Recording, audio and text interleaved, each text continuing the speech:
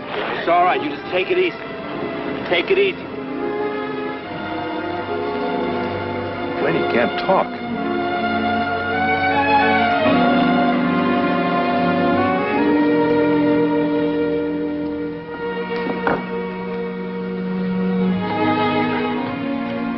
Charlie, why don't we let Billy have a few minutes with his dad alone?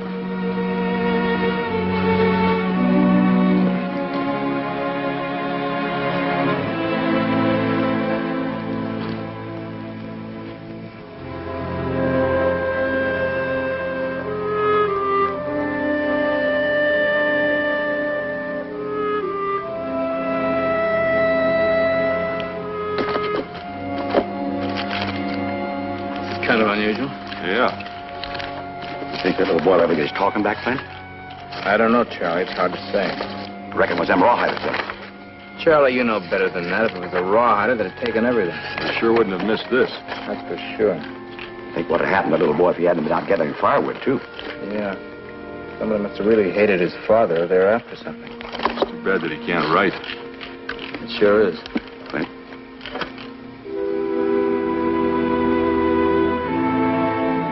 You look after this for him and get on back to the train. I'll get the boy.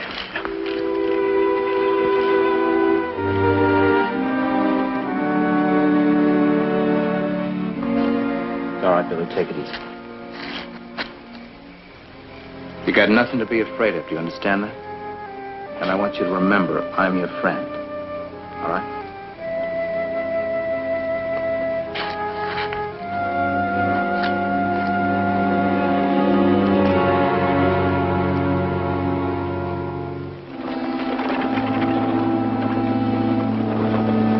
See anything? Like what? All wagons look alike to me.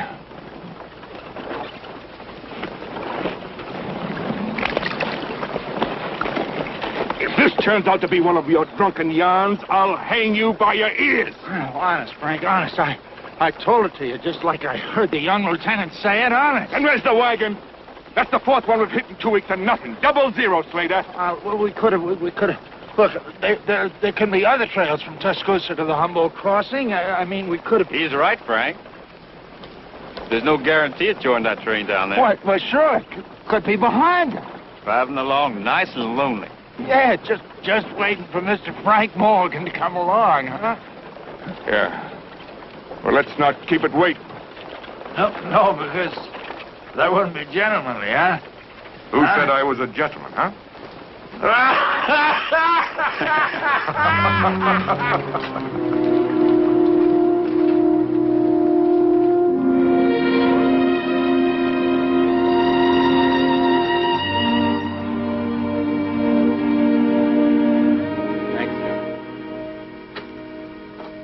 Billy, you said there were 3 of these men. Do you remember anything else? I mean, did you see their faces? Do you think you could recognize them if you saw them again?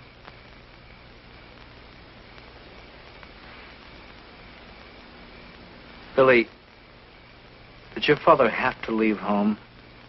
I mean, was he running away from something or anybody? I'm sorry, I hate to keep asking you questions like this, but when I see the sheriff, I've got to know everything I can. What do you say you have some of Charlie's too, huh? He says it'll cure anything in the world. Should we make him prove it?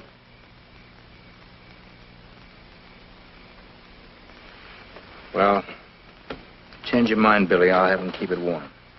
All right?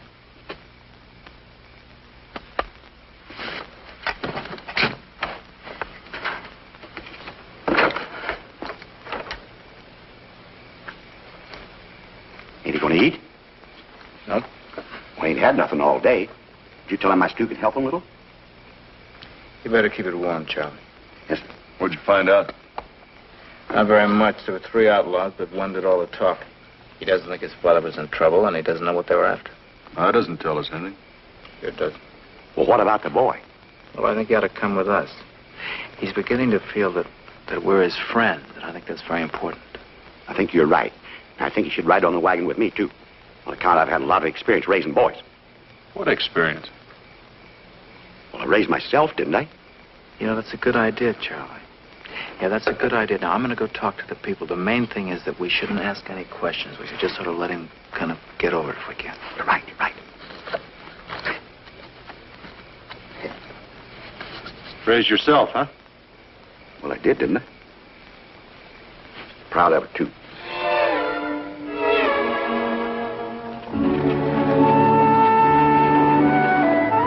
Oh, sir, Billy, you've never seen so many Indians in your life. There was Indians to the right of us, to the left. There was all around us. Old Hawk sent me out there, and finally I just raised up my gun. Bang! Well, it was there anyway. Huh.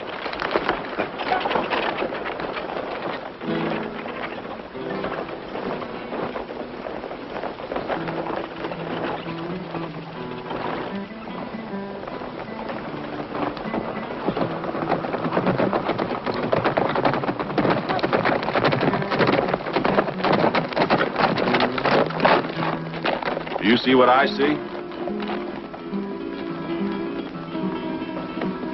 Yeah, but I don't believe it. Maybe he's lost.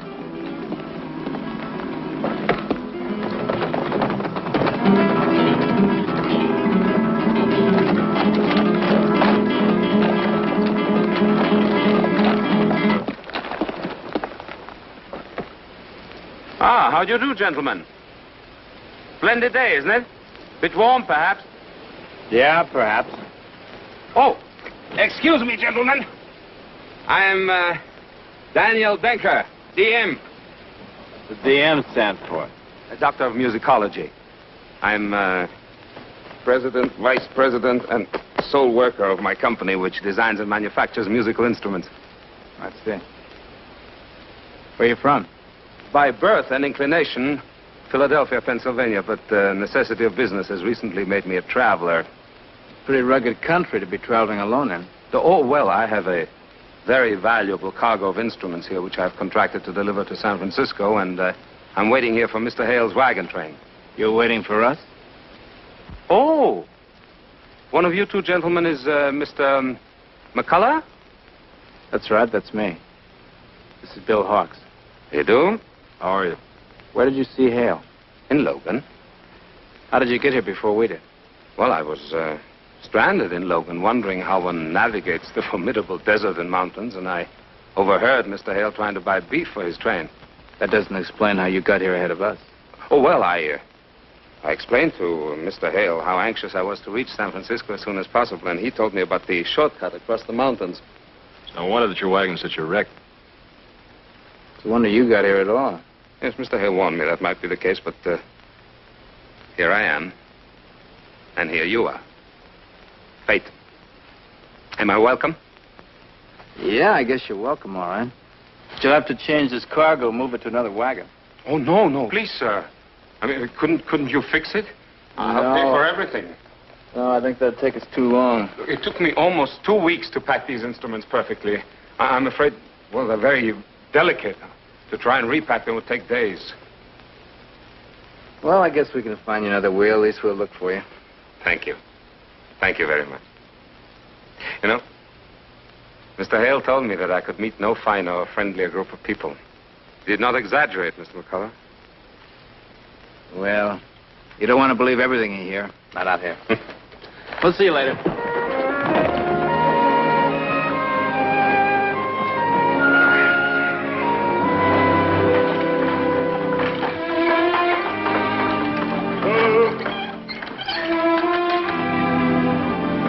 Stay on the line, Doctor.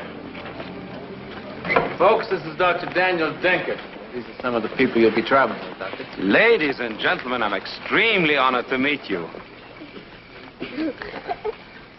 Oh, I know I look a bit strange to you, but after a few days when we have traveled together, perhaps you will consider me a friend.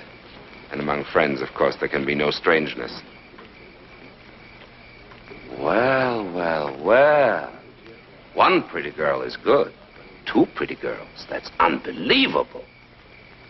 Now, if I tell you my name, will you tell me yours? You're Dr. Denker, and I won't take any medicine. Oh, but you won't have to. You see, I'm a doctor of music. Music gets sick? Only when I play it. Well, how do you do? And just in time for some candy. Candy? What kind? What kind? Let me see.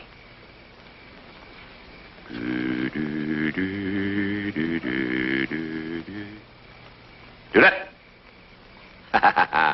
What kind is it? Peppermint. That's right. Would you like some? Thank you.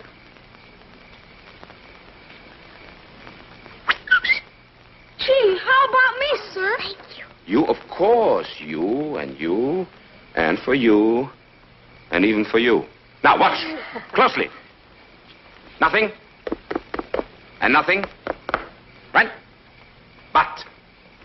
Flugel, woogel, wargily, woo. And out comes...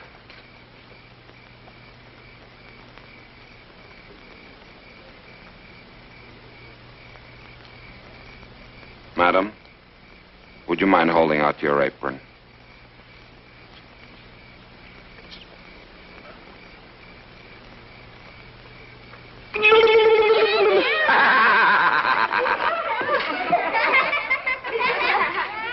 You're funny. Mommy says my daddy used to be funny once. He used to make us laugh. Shut your mouth, Laurie. Well, now, daddies can't be funny all the time, you know. They have to worry about their pretty little girls.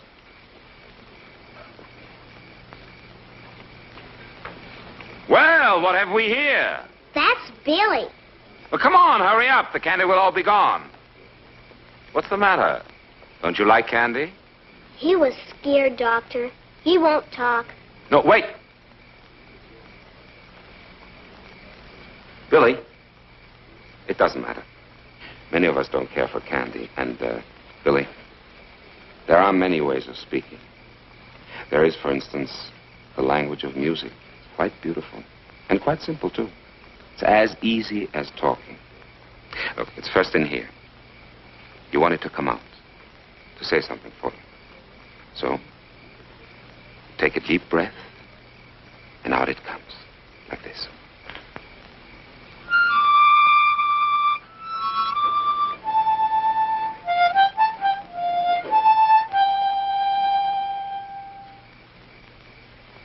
Here, you try it.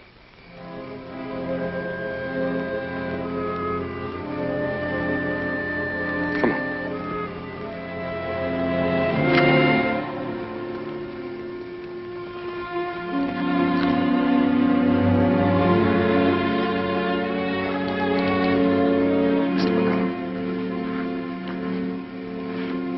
What could do a thing like this? We're not sure, Doctor. We think that he saw his father die. Die? Saw his father murdered, you mean?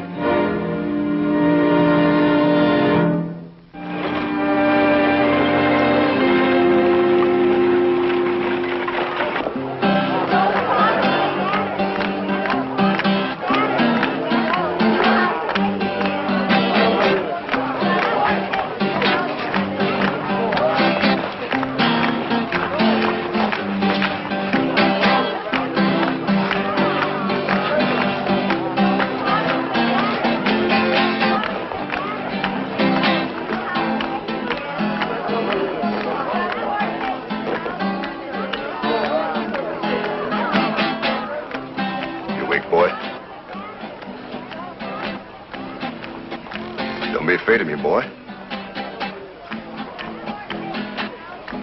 Listen to them laughing and dancing out there like there ain't no suffering in the world.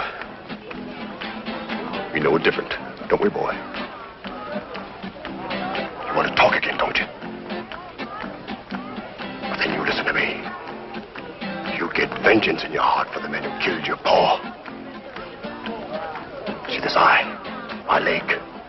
Wood, that's what it is. Wood. It was in the battle of Shiloh. It was one man who did it to me. A man who wasn't even there. He made a new gun. Breech loader, and he gave it to the North. We didn't know nothing about him, and we charged those Yankees. Oh, they started shooting so fast. So fast they cut us down like dry wheat. It was murder, boy. Because that man should have sold those guns to both sides or no sides at all. But when he sold them only to the North, he knew what would happen. He knew. I hate that man. That's why I didn't die. You don't have to know your pa's killer any more than I did. Just know in your heart what you would do if you did know him. That'll push the fear out of your thoughts. Cry out for vengeance, boy. Beaufort, I want you to keep away from this boy. Why? Why, I'm giving him reason to talk. You got reason to talk now, ain't you, boy? Fear and vengeance aren't good reasons for anything, Billy. They fill a man so full of hate he can't laugh anymore. Is that what you want? You think that's what your father wants? I want you to keep away from him, Beaufort. As long as we're on the train, you stay away from him. I won't tell you again.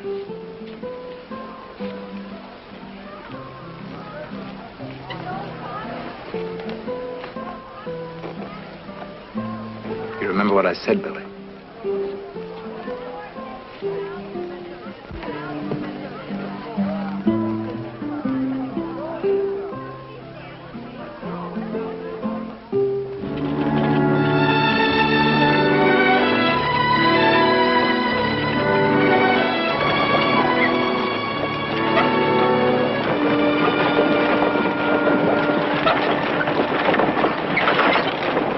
Charlie, how long are you going to wear that derby?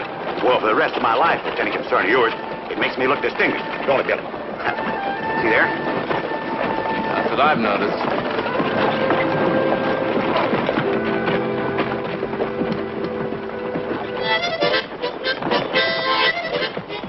Oh, good day, Mr. McCullough. Good day, Mr. McCullough. Howdy. Pretty crowded up there, isn't it?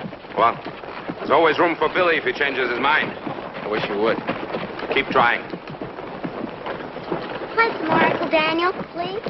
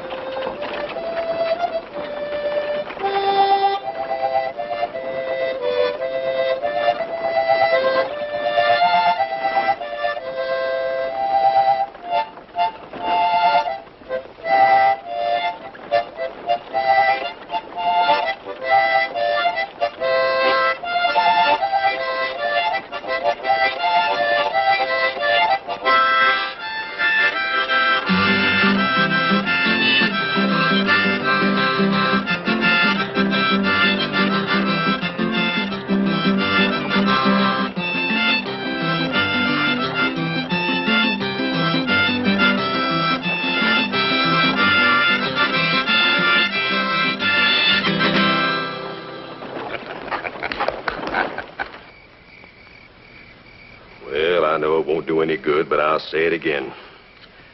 If you want to trust that Denker fella, you go right ahead.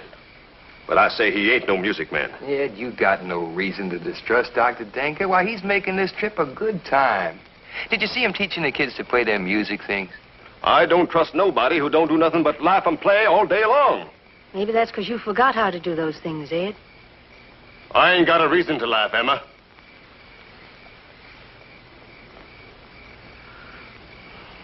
Now, you listen to me.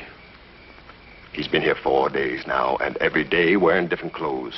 Why, them mules, the finest mules I've ever seen. They cost a lot of money, George. Musicians don't make a lot of money. Why, every fiddler in my town was always looking to borrow. Dr. Denker ain't like a fiddler, Ed. All right, all right. But ever since he got here, my leg's been pounding something awful. And my leg ain't never been wrong yet.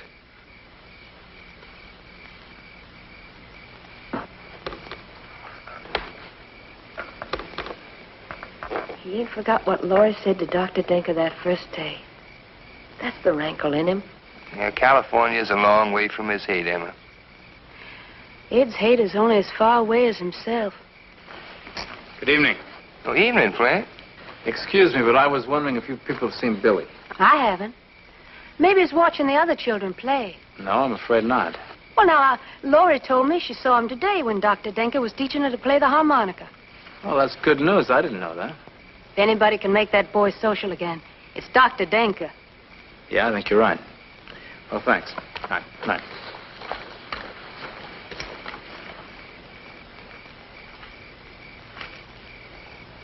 Good evening, Master Latham. No, Billy, please, wait. I must ask you a favor. You see, I have a very difficult decision to make. And since you've been watching our little orchestra practice every day, I thought you would be the best person to help me. You see, I have to decide whether Joey should play the harmonica or the cymbal. Well, he doesn't play either one too well, but he is a little better on the cymbal. Well, harmonica is a difficult instrument. Not just anybody can play it. Anyway, what should I do about Joey?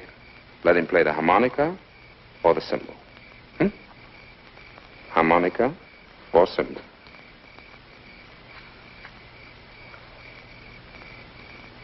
I had a feeling you would say that. It hurts your ears when he plays the harmonica. Well, I don't want to take up your time. I know you like to be alone, but if I could get somebody to play the harmonica, to learn to play it, then I would feel a little easier in my mind about Joey playing the cymbal. Well, now, who could...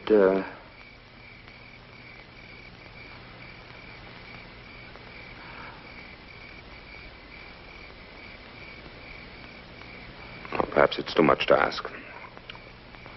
I'll ask anyway.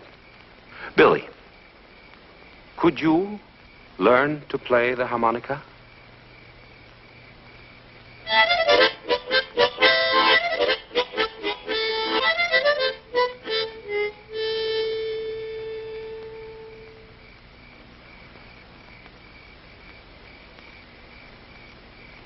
Here. You can have this one if you like.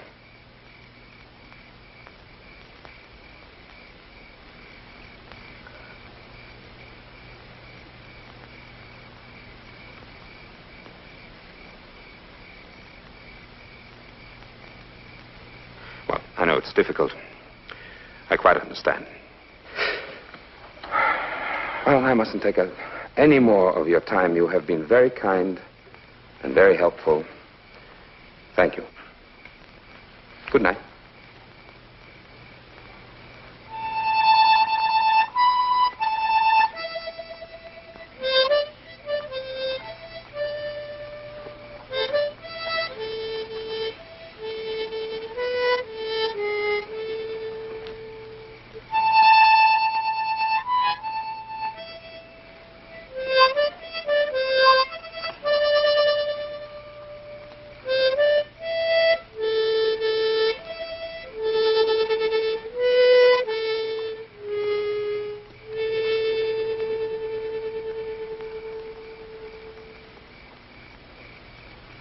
It'll do any good?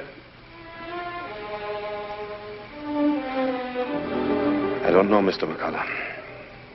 I don't know. I understand what you're trying to do for that boy, and well, I want you to know that it's appreciated. Not only for the boy, Mr. McCullough. For myself, too. To love children is to love living. I've seen too much of death already.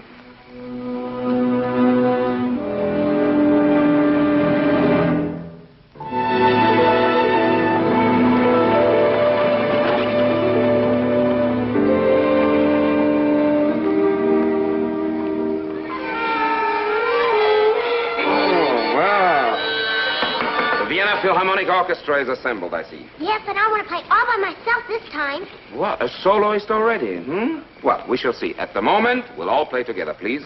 Ladies and gentlemen, be seated. We shall now play Beethoven's 10th Symphony. Ready?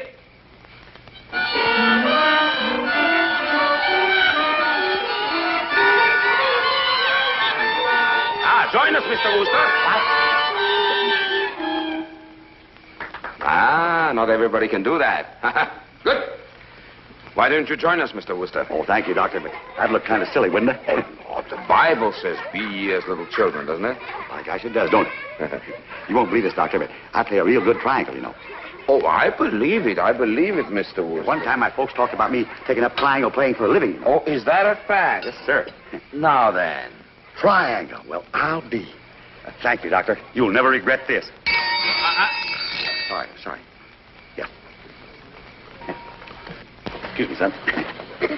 Can you really play that good? Well, I was the best triangle player in my hometown. Ladies and gentlemen, we're here to practice, not to talk. Yes, sir.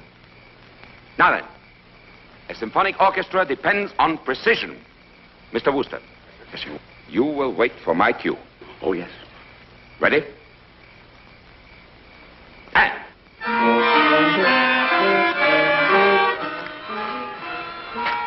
Looks to me like when a doc's musician, they needs a shave.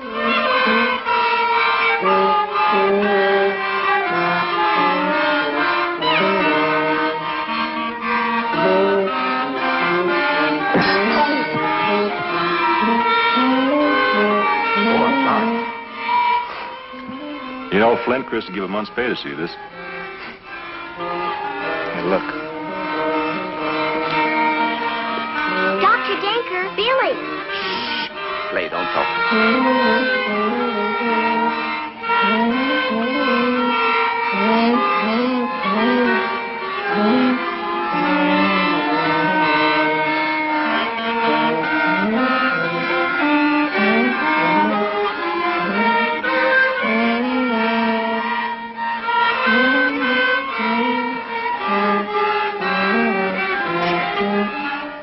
Yes, good evening, Master Latham. What can I do for you?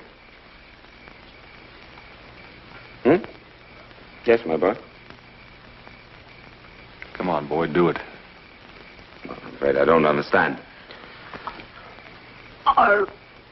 Monica.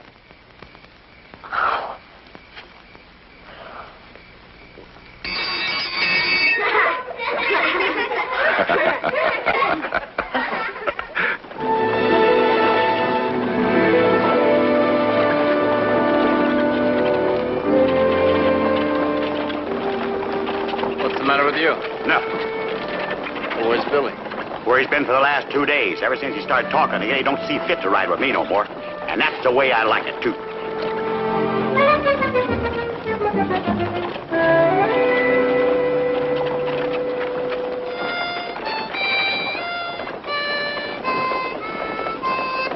Sounds great. Oh, he'll be a real virtuoso. How you feeling, Billy? No.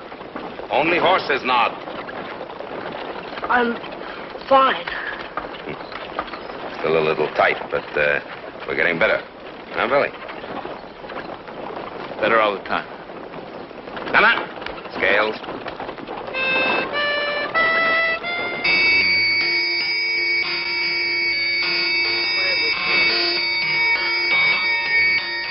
Charlie, don't you think you practiced that thing long enough? Too long, if you ask me. Well, nobody asked you. The doctor says you can't practice enough. Practice makes perfect, and that's what I'm going to be. Why, you can't cook with a triangle. Yeah, and maybe I'm not going to cook too long for you two ingrates. How do you like that? Charlie, you wouldn't do a thing like that to us, would you? You think you're smart, don't you? Well, the doctor tells me that I have a hidden talent. I knew it all the time myself, too. That's right. Your talent is so deeply hidden, you can't even find it. Well, he don't think that way. He told me before we get to San Francisco I'll be playing something else, too. Like what? I don't know, but I was thinking about a piano. And I don't mean one of them honky-tonk pianos you play in a saloon either. I mean something like Beethoven's Second Symphony. Well, we ought to be thankful that the doc doesn't have any pianos with him. Who says he ain't? I say it. How do you know? Well, I happened to see the inside of his wagon before we put that tarp on it. And there was no piano? Nope. Everything was all covered and tied down. Well, then you don't know, do you? I know that there was nothing big enough in there to be a piano. It's all right, Charlie. You can always go play with your triangle.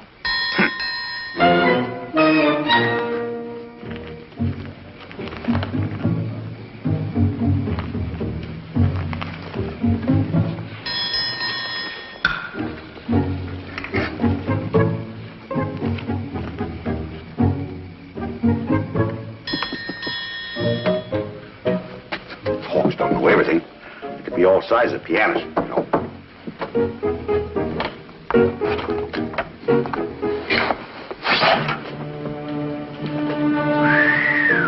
Rifles. All right, you figure we've got a lot to find out, so I wish you'd be quiet and listen. Hawks, take care of Mr. Beaufort's rifle. Dr. Denker, you're authorized to carry 10 cases of rifles. Why hide it? Because maybe he's carrying 20 cases of rifles in that wagon. He can't be trusted. Can anybody else see that but me? Beaufort, will you keep your personal feelings out of this? You search that wagon, I say. Please, Mr. McCullough. There are only 10 cases, believe me. You ask for a reason why I'm hiding the rifles? That's right. Mr. Beaufort. And people like him, that's a reason. I never wanted to be a maker of rifles. I just wanted to be a musician. Make people laugh, make them sing. I want to make them die. But the Denkers were never musicians, makers of machines, of guns, yes. Instead of a toy, a Denker child gets a tool. And all of a sudden, he's no longer a child. So you crossed the country in a wagon loaded with rifles. That rifle helps protect you and your family. It helps keep off intruders, outlaws. It helps bring these trains across the plains. It gets you food. I am proud of that gun. I'm only desperately sorry it had to be used for war. I hate war. I don't want people to die. I want them to live. I never wanted to be Denker of the Eastern Rifle Company. Just Denker, Doctor of Music. That's why I sold the company. Then you're no longer in control of it. Yes, when my father died 2 months ago, it became my decision. Well, when you feel as strongly as you feel, then why are you carrying the rifle? I'm sorry. I'm not at liberty to disclose that. He's hiding something. Can anybody but me see that he's hiding something? All right, Beaufort. I'm sorry, Doctor. We'll have to check the wagon. Very well. There is something else in the wagon. I told you. I knew he couldn't be trusted. Beaufort, will you keep your mouth shut? Please, you must understand. Sure, we understand. We understand you're a sneaking Yankee liar. Please, everybody! I am carrying something new. Something which cannot be entrusted to anyone. Something which in the right hands can be a wonderful thing, but in the wrong hands, well, be just horrible. The firm was contracted for a shipment by the Army in San Francisco. There's nobody with enough technical knowledge to carry the stuff. We thought that the secret was well guarded, but I received word in Santa Fe that it had leaked out. See, Mr. McCullough, that was the reason why I was so desperate to join a wagon train. Well, what is it you're carrying? Dynamite. Dynamite? Dynamite! The most powerful explosive in the world! Explosive? Bill, no. It is quite harmless. The special caps and fuses which have to be attached by an expert before it can explode at all. Have you any idea who found out what it was you were carrying? No. The men who killed my father were looking for something. They killed my father looking for your dynamite. Billy. That's right, Billy. That's right, Billy. He killed your pa. He killed your pa. Don't say such a thing. Do not say that to that boy, you vengeful man. You would put hate in that boy's heart. For your dynamite! Billy.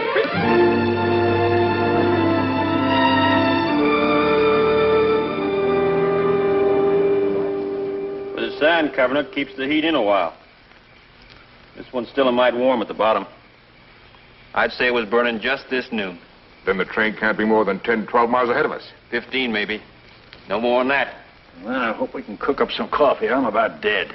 You'll be dead, all right, if we don't find that wagon. Bet you see who it is. Come on.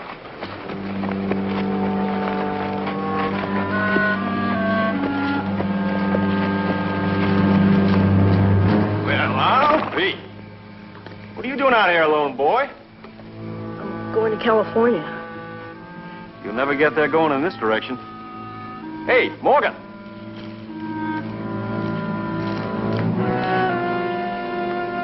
Where'd you come from, boy?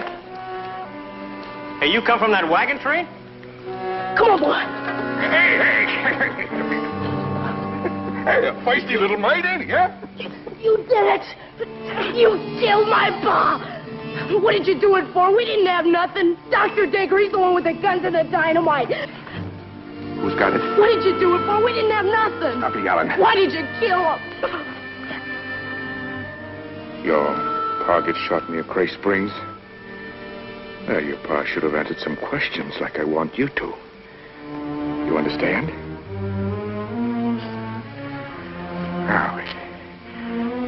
a good boy, and we'll take you to California with us. I'll give you more money than you can earn in your whole life. How's that, huh? Is this, Denker with the train now? How do you know he's got the dynamite? He told us. Willis calls for a drink.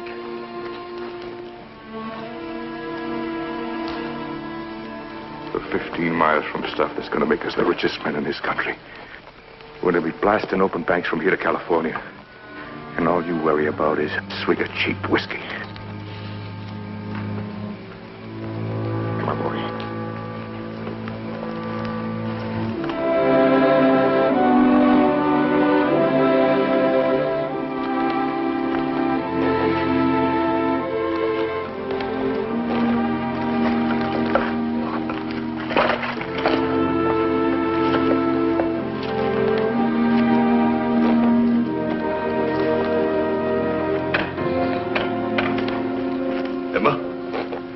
Emma, the boy's gone. Gone? Why, I don't understand it. You go get Mr. McCullough, quick. Lynn? Laurie, wake up. Was it still dark when you woke up? Uh-huh. But Billy was sleeping. I saw him. You sure of that? Took the horse all right, Flint. We'll search for him. With a nose like mine, I'll smell him out in no time. We'll backtrack and catch up with you later. Fine. All right, you kids run back and see your mother, but if you think of anything else, you be sure and let me know. Huh? Please, Mr. McCullough. I would like to do something. Ain't you satisfied with what you've done already? Take your guns and dynamite and get out. You'd better go, Dr. Denker. I hope you people are finished because I've heard enough of this talk. You sound like a bunch of executioners. He's the executioner. He's to blame for all this trouble. Mr. Beaufort, if your crop fails, do you blame the man who made the plow? Well, And if you prick your finger when you're sewing, do you blame the needle maker? Any evil that exists in a gun exists because of the man who uses it, not the man who made it. I hope that's enough of this talk. We've got a boy to find.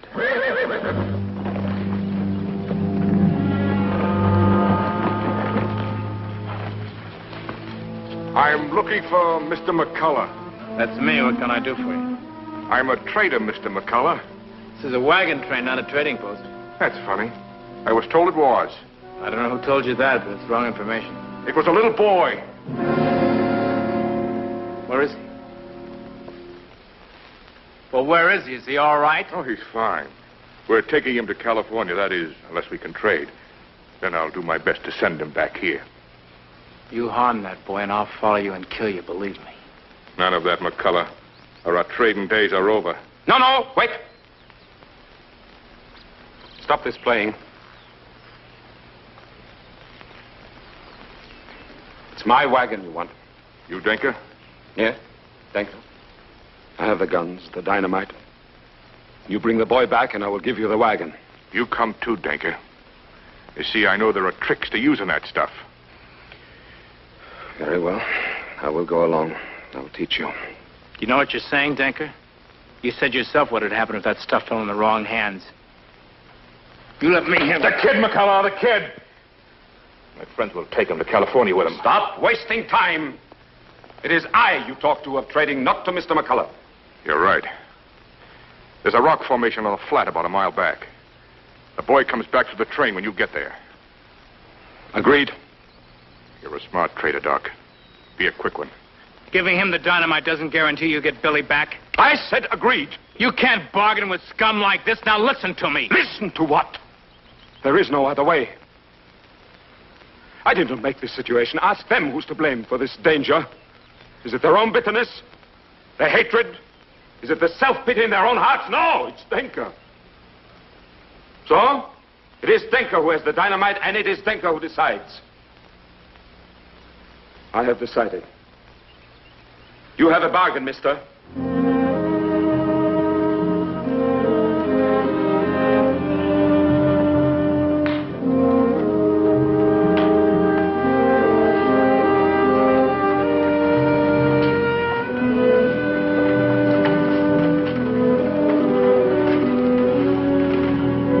Flint, maybe I can talk him into letting us hide in the wagon. He doesn't want to see anybody, let alone talk to them. Well, him and me's got something in common, you know. We're both musicians. That's right, Charlie.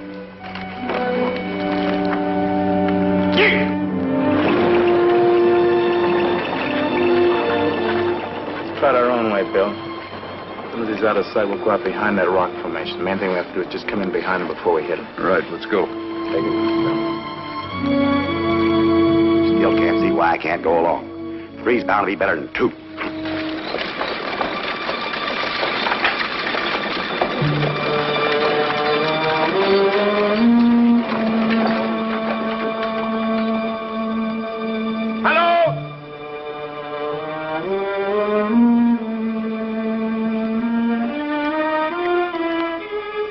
Hello?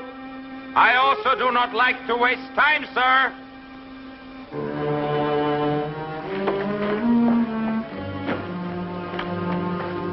He's alone. Get up there and make sure we stay alone.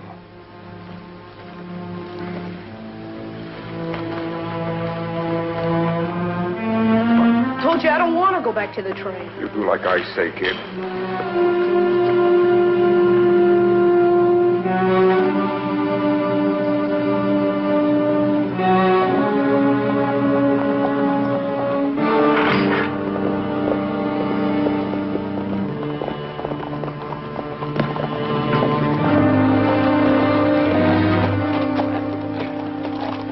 Are you all right, my boy?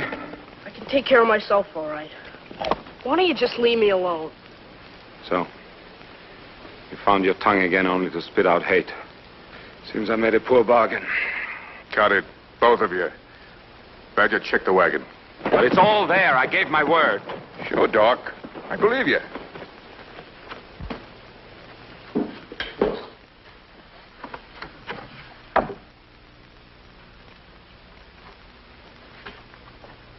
Three boxes, Frank.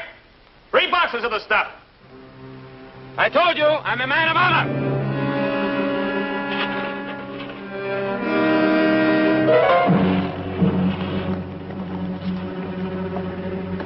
Now the boy must leave. I promised him he'd be back at the train in an hour. I'm not going back. I'm going to California with Mr. Morgan. Mr. Morgan. I'm not stupid, kid. All you're waiting for is a chance to do me in. Not that I blame you, understand? Well, that's not so, Mr. Morgan. These men and I do not have time to waste with you. Now get out of here. Go on, get back to the other Denker haters. Come on. Wait a minute. Wait a minute, Doc. We are not here to wait. You only delivered half the bargain. 3 boxes, that is the whole shipment. It's no good to us until you show us how to use it. Both of you. On the wagon. But the boy does not have to be here. On the wagon.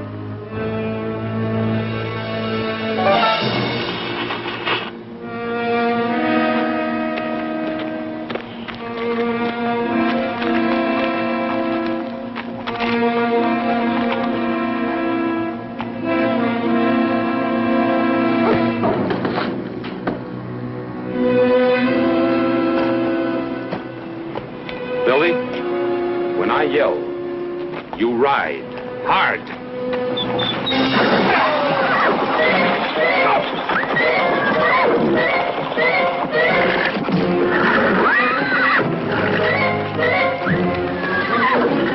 Hold it, Doc!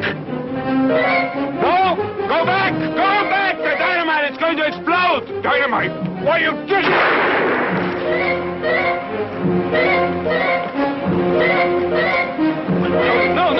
No, you take cover! Badger, let's get out of here!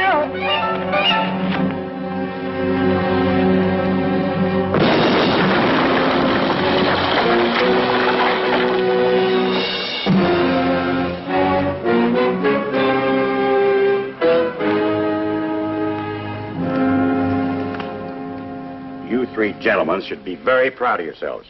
You know, trying to take advantage of a nice man like Dr. Denker. Huh. Well, you wanted to blow things up, and you did. So you ain't got no complaint coming. None whatsoever. Just try to get a bandaging job like this down in that jail at Tahoe's where you're going. You sure he ain't hurt bad, Mr. McCullough? No, not bad, but Lily won't be conducting this orchestra for a while. Maybe I could make him up some broth. That's a good idea if it's not too much trouble.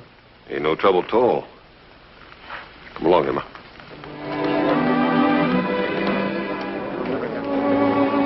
Emma makes fine broth, Dr. Denker.